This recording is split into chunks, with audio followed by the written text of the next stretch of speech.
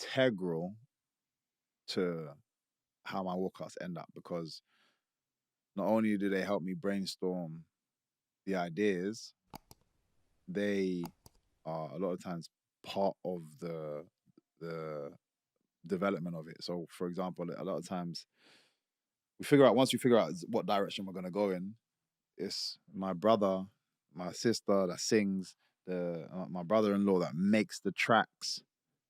Like my brother, all my siblings were very musical and stuff, so we produce everything ourselves. So when we got the Undertaker idea, my brother's like, I'm a spin it, because we're all into like Afro house. I'm a piano. He's like, I'm a piano track. I'm a spin it. I'm gonna put this, and I told him exactly how I'd like it to be. He's like, yeah, I got you. Yeah. And he went to the lab, went straight to work, and like I said, they helped me make that piece. We wanted to do something a bit more special, and then like I said, the guys at UFC, they don't like letting people do anything. I keep telling everybody I'm gonna keep bugging them until they just like, let this guy do what he wants, because I'll come up with special stuff. Do you have like many celebrity friends that come out and support you? Because I know you're friends with 50. Do you get like... It varies. To be fair, I think now I've got to that place where celebrities full stop just know who I am and know that it can be an entertaining fight. So if they are capable of coming, they'll come. You know what I mean? Anybody specific that I don't really like have to call anybody. It just depends on where it is, and like that's not really my focus. Right. So I don't even like go around shouting, yo, I'm gonna be fighting. Like if you don't hear about it, then I'm not doing good enough. Yeah. That's how I see it. I just need to, my brand should be at the point where if you look at it, I know for a fact Mayweather never called everybody that you saw in the crowd, but I used to watch those fights just to see who's in the front row. I'm like, oh man, oh Lil Wayne's there. Oh my God, like, I know he didn't call all those people. They are now there because they are also fans of him. And they'll go out of their own way, they'll break that schedule that they have to be there for those special moments. Yeah. For me, it's about getting to that place where people want. I am moving people to break their own schedule. I don't need to call anybody. Yeah. They want to be there, and that's how it should be. Yeah. Is there ever anyone that you've seen in the crowd and you're like, really? Donald Trump and Candace Owen, I would just baff to just see them there. You're joking. Yeah, Donald Trump. that was the Kevin Holland fight. Again, he's a massive UFC fan. Yeah. So, and I forgot that because I know I've actually been there. I was there the following year, which was interesting as well, because I was the year before. Kevin Holland was actually fighting on that show. It was I went to go see my boy Izzy. Izzy was fighting Pereiro. He got the one back. And I was in the crowd watching, and then the full year later, I'm there again. But also Donald Trump was there, and I didn't think about it, but when he was there, I was like, oh snap! I gave him a little wink and then carried on going. I saw Candace Owens there as well. These are people, obviously, I'm very I like to kind of understand what's going on with certain things. So I look a lot of like I've seen a lot of like Candace Owens podcasts because she can be quite controversial. Yeah. But I like some of the stuff she says. Not everything, but I like some of the stuff she says. I like to try and understand some of the stuff that I'm against, but she says. Obviously Donald Trump as well. Donald Trump, any differences when you see him in real? No, he's still Donald Trump, and I'll tell you now, no matter who's fighting on that show, nobody gets a cheer louder than Donald Trump. In Miami, every time he stood up, he just stood up. The crowd goes nuts. Yeah, nuts.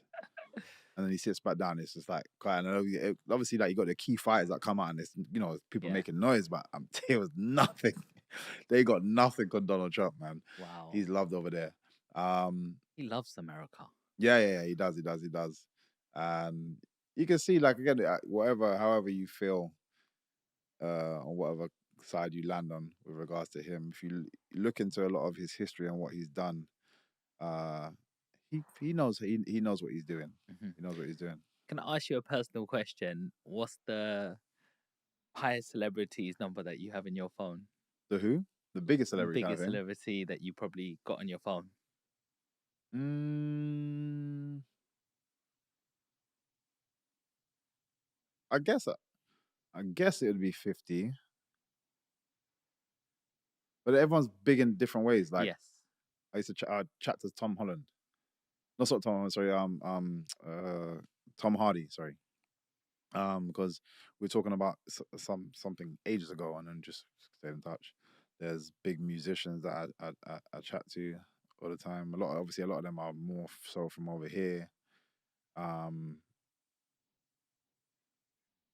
yeah, When you ring 50, does he pick up straight away, or would he get back to you in a week or two? Like, are they really that yeah, busy like you think they are? yeah. It varies. He could get back to you months down the line, or he can get back to you straight away. It varies. So yeah, and he I know is so active, and he's a person that if you are, and for people that are busy as well, I get that. If he's a person, if you are not in his field of view while he's doing something, you can be forgotten very quickly because he's hustling. He's always moving. So I say when he's in town, I always check him. We always catch up, and we'd be chatting for hours. But then if he's not about, he's just he's just doing his thing. So you got Yeah. to keep trying to jump in his way, like, yo, what's up? But yeah, there's like I wouldn't, even with him, I wouldn't say we're close at all. Like we get on, and it's cool to have somebody like him that you can speak to on occasion. But the keys for me are people that can actually help, or I can help. You know what I mean? Like those are the interactions, and those are the relationships that mean more. Yeah. Like I respect all of these other guys. Yeah. But these ones are more integral, more key, especially to my growth. So Yeah. Ask me the same question, bro. who's in your phone? Michael Venom Page. I love you, bro. Respect, man. Come on, bro, man. Honestly, you're that guy. Like, there's certain people who break barriers in your beliefs. When I first came on social media, I met a guy called Samuel Leeds. Very controversial. Some people like him, some people don't. Does a £1 course. Yeah, you might buy another course after that, but he does get you results as well, Okay. whether that's breaking beliefs. And when I've started this podcast world, obviously I've met a lot of people, but when I met you at the O2 and how humble you are, I was like, there is real people out there. He doesn't let none of this get to him. And Not that's at the all. It's long. biggest thing. I respect that more than you're fighting. Yeah. I'm sorry, because I respect you in the cage as well. I'm like, I don't know how he does that, but that's his profession. Yeah. But outside that profession, like, I'm not gonna name any names, but I've met fighters and they don't have that energy. They're like, how much am I getting paid? What's in it for me? Yeah. And then cut off straight after. And it's Yeah. just like you just feel, a bit It's different. it's it's it's a difficult one because I'm being myself, but then there have been times where I'm like in the reverse role. When I'm being nice, you can also have people take advantage of that. So then I also understand when I see some people in the similar statuses as myself be cold. I'm like, I kind of get you. Depending on how I can't say how you started, but I can also understand how you can get to that place. Yeah. Where if people have messed you about too many times, you're like, hell no, I'm not allowing this again. And then I create certain channels for you to have to go through. So if you had just so happened to get to me directly for what, like, as we just kind of came across each other, Yeah. it's like I gotta be like, nope. Yeah. So I can also understand that. Yeah. And I had it at Bellator where I felt like I was being, I would be myself, but just I was being cool with everybody. When you're being cool with everyone, people let go of certain information, and they talk about other fighters. Oh yeah, we got to do this, and this guy's asking for that, and this girl, she says this and this.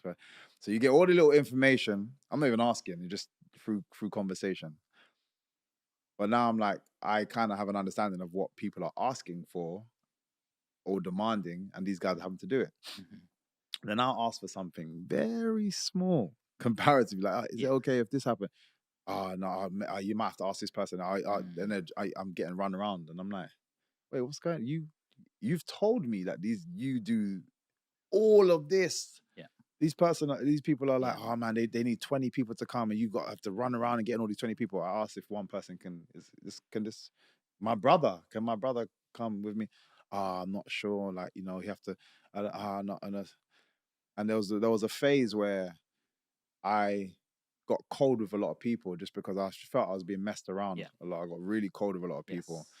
Everyone felt that, obviously, because I'm usually like more like, you know what I mean?